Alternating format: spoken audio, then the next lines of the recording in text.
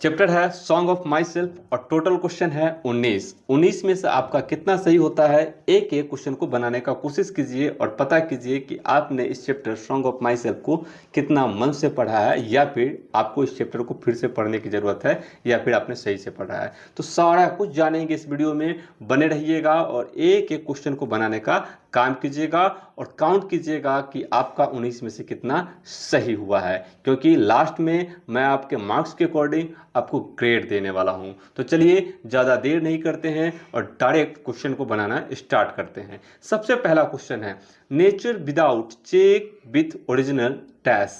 ये क्वेश्चन 2025 में ही पूछा गया था फर्स्ट सेटिंग में और साइंस में पूछा गया था। तो ऑप्शन नंबर ए है human beings, nature without check with original dash human beings होगा इस डैश के जगह पे। ऑप्शन बी बर्ड्स होगा, ऑप्शन सी एनर्जी होगा, ऑप्शन डी स्पीयर होगा। तो इस क्वेश्चन का जो सही आंसर है ऑप्शन नंबर सी एनर्जी है। अब क्वेश्चन नंबर 2 देखते हैं। Leaves of grass was published in dash, मतलब लिव्स ऑफ ग्रास जो है ये पब्लिश हुआ था कब? 1890 में, 1855 में, 1872 में, 1860 में। तो इसका जो सटीक आंसर होगा वो क्या होगा? तो ऑप्शन नंबर बी 1855 होगा। प्रश्न संख्या 3 क्या कहता है? कहता है Walt Whitman was a dash, मतलब वाल्ट व्हिटमैन डैश थे ड्यूरिंग द सिविल वार। जब सिविल वार चल रहा था तो वाल्ट व्हिटमैन सब क्या काम किए थे? सोल्जर का काम किए थे, ऑप्शन बी ड्राइवर का काम किए थे, ऑप्शन सी वॉलेंटियर नर्स का काम किए थे, ऑप्शन डी कांस्टेबल का काम किए थे। क्या होगा? तो इसका जो सही आंसर होगा वो ऑप्शन नंबर सी होगा। जी हाँ, इसका आंसर सही सी होगा। प्रश्न संख्या 4 क्या कह रहा है? प्रश्न संख्या 4 कह रहा है हु रोट, किसने लिखा leaves of grass, leaves of grass को 2025 के आर्ट्स में फर्स्ट सेटिंग में पूछा गया था ये। ठीक है, तो ऑप्शन नंबर ए है शेक्सपियर, ऑप्शन नंबर बी है T S. Eliot, option number C है मिल्टन, ऑप्शन नंबर डी है वाल्ट व्हिटमैन। क्या होगा? तो इसका जो आंसर होगा ऑप्शन नंबर डी होगा, यही हमारा सही आंसर है। अब आगे हम लोग बढ़ते हैं क्वेश्चन नंबर 5 की तरफ। क्वेश्चन नंबर 5 क्या कह रहा है सुनिएगा। क्वेश्चन नंबर 5 कह रहा है, क्वेश्चन नंबर 5 कह रहा है हु रोट, किसने लिखा for every atom belonging to me as good belongs to you, कि किसने लिखा कि प्रत्येक कण मेरे अंदर जो निवास करता है वही तुम्हारे अंदर भी निवास करता है। Option A Rupert Brooke, option B Walt Whitman, option C John Donne, option D Walter de la Mare. क्या होगा? तो इसका सही आंसर ऑप्शन नंबर सी सही होगा। नहीं, ऑप्शन नंबर सी नहीं, ऑप्शन नंबर बी सही होगा, वाल्ट व्हिटमैन साहब होगा। ठीक है, चलिए अब प्रश्न संख्या 7 क्या कह रहा है? हु इज द स्पीकर, कौन स्पीकर है इन द पोएम, पोएम में सॉन्ग ऑफ माई सेल्फ, मतलब सॉन्ग ऑफ माई सेल्फ में स्पीकर कौन है? कौन जो है कि इस कविता को बोला है या फिर लिखा है? A boy, a girl, the poet himself and old man.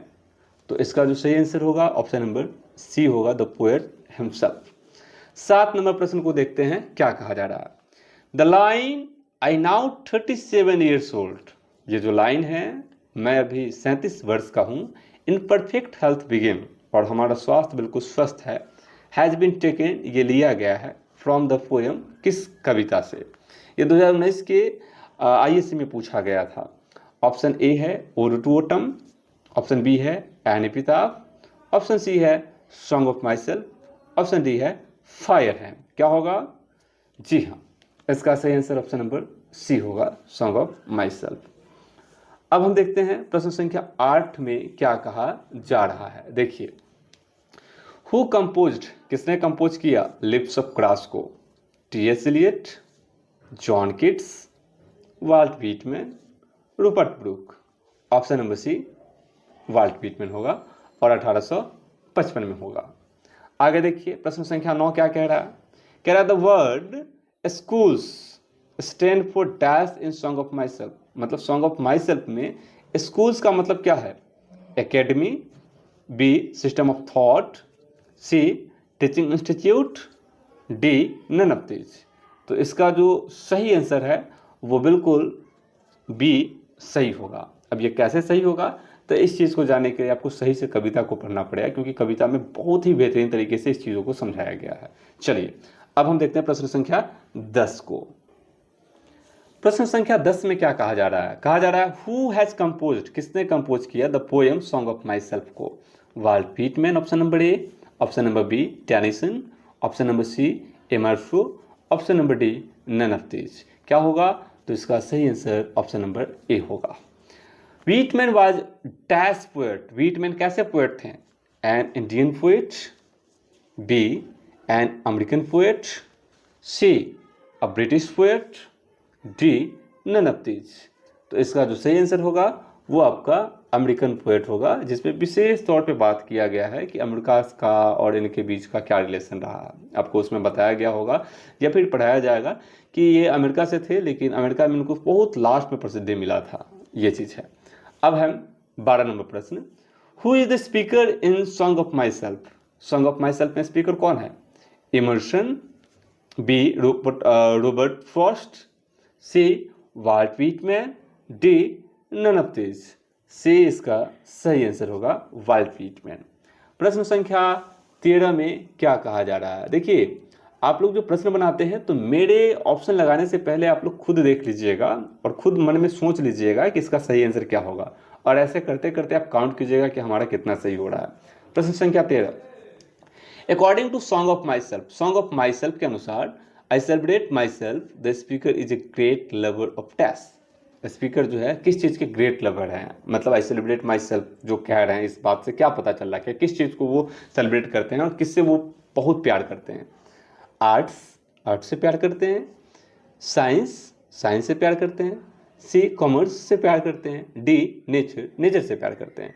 सही आंसर क्या होगा जी? जी हाँ, बिल्कुल सही, डी होगा इसका सही आंसर। प्रश्न संख्या 14 देखते हैं क्या कहा जा रहा है।